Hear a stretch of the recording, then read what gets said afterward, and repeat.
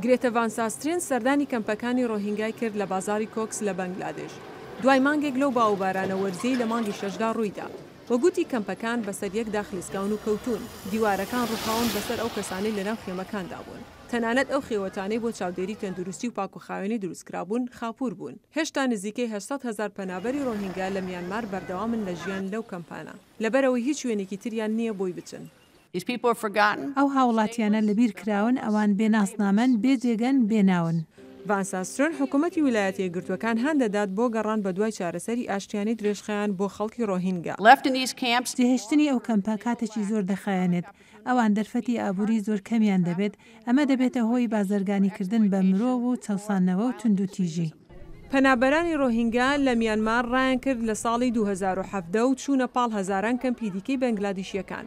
ئەوانەی ڕایان کردبوو لە دەست سەرکوتکردنیان بە شێوەیەکی دڕندانە لە ساڵی 2016 لە ئەنجامی چەند راپۆرتێک لەم دوایانە ئاشکرای دەکەن کە توندوتیژی حکوومەت دژی هاونیشتیمانیانی ڕۆهینگا لە میانمار بۆ ئاستی پاکتاوی نەژادیە.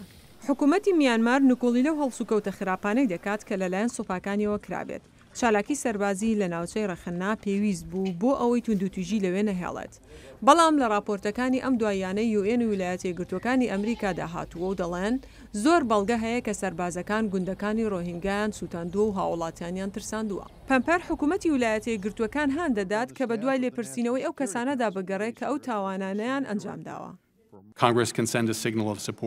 کۆنگرس دەتوانێت ئاماژەیەکی پشتیوانی بدات بە ناردنی شاندێک بۆ ئەوەی سەردانی پەنابەرانی ڕۆهینگیا بکات لە خێوەتەکانیاندا. دەتوانین لەوە دڵنیا بینەوە کە ویلایەتە یەکگرتووەکانی ئەمریکا یارمەتی مرۆیی دەبەخشێت و هاوکاریەکانیان پەرە پێدەدەن و دەتوانێت خەرجی دابین بکات و دەتوانێت بۆ ئەوانەی بەرپرسیارەتی ئەو هاوکاریانە دەگرنە دەست خەرجی دابین بکات.